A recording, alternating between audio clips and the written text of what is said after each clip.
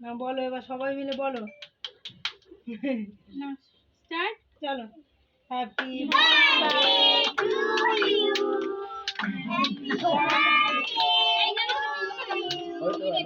আমাদের হবে না।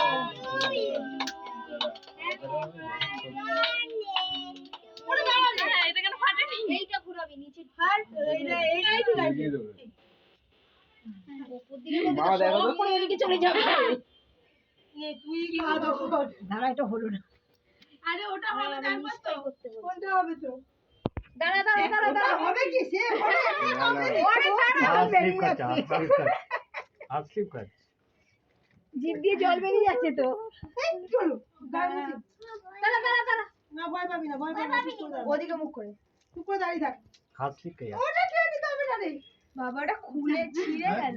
চুরি এটা করতে নেই, ওটাতে কাটবে তো আবার।